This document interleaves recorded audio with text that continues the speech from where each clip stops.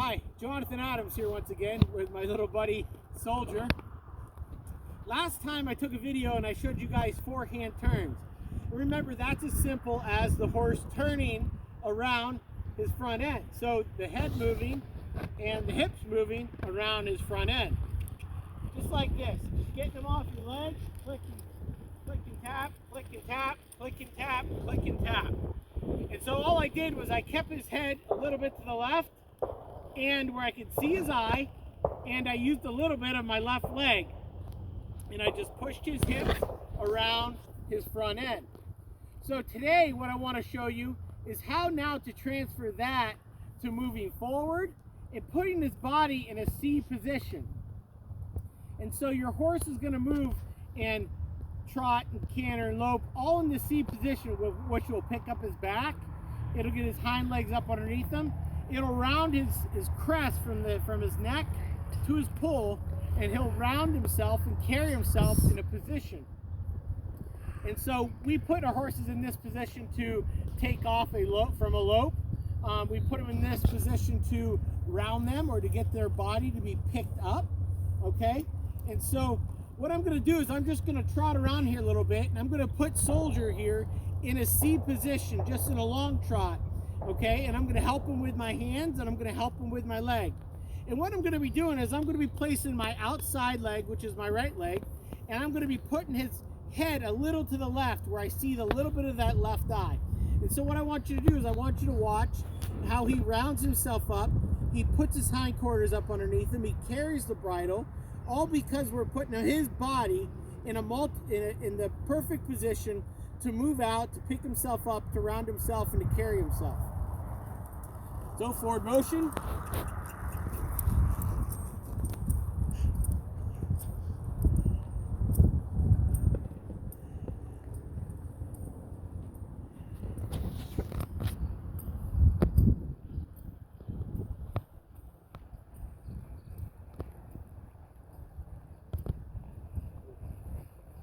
So it was as simple as, oh, it looks like he's just going to trot around. But a lot of stuff was going on there.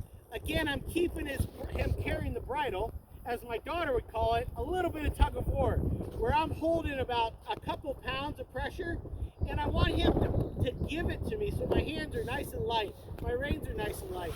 And I'm pushing him a little bit with my outside leg. And not with my spurs, but just with my calf and down to my boot, where I can feel my boot start. And I just push up on his side there, and I just kind of bump, and I keep that leg there, which will help keep Soldier in the C position. Something else I want you to see that this will lead to is turning on the haunches. You see some reining horses really spin really fast, but this will lead to that, where I put my right leg on, put his head to the left, and I bump with my leg. And I just bump. I can click with my mouth.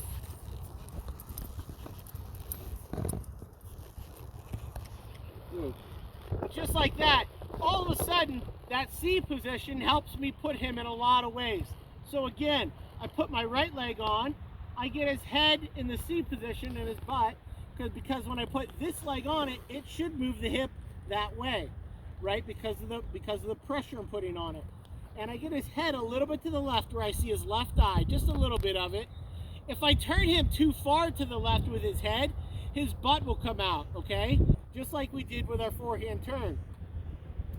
But I don't want to turn it too far. I just want to see enough to the left. Now, I know this can be confusing compared to the forehand turn, but I really know that this is the next step to helping you get your horse in the right position. Now, I'm going to predict a little bit of, hey, I'm having a problem here. If you are trying to get your horse in the C position by using your outside leg, and he doesn't want anything to do with it, go back to the last riding lesson and learn to teach him to do a forehand turn. Hands to the right, and I push with my right leg. I push with my right leg, I push with my right leg. And again, what that's going to help do, even though you're doing a forehand turn, it's again teaching him, when you put your leg on him, to move from the pressure. So then when we move to the left, I use the same right leg, and I put it on and push his hip over. So one more thing I want you to see. I'm going to walk toward you, and I'm going to put Soldier in the C position. And then I'm going to turn him around, and I'm going to walk away from you in the C position. So I'm going to walk him towards you. I'm going to put his head a little bit to the left, and I'm going to push his butt a little bit to the left with my right leg. And so you can see that he is moving towards you with his hip out, and I can just barely see his left eye. And so now as I turn away, I'm going to do the same thing.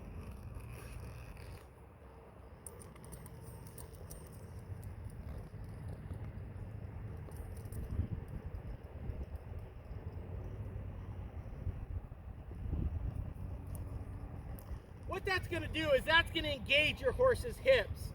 I always have this conversation that if you can't control your horse's hips, you can't control your horse. And so it's so important to make sure that you are able to control your horse's hips on the ground and on his back. Hey, I hope this is helpful. I hope it gets you moving forward. Again, whether you're starting a young colt or you're working with an old one that needs tuned up, I hope this helps you get your horse in the right position to move forward in how you learn and how he learns and how he moves. This is Jonathan Adams, and again, Soldier Boy here, and I hope to see you again next time on our next video.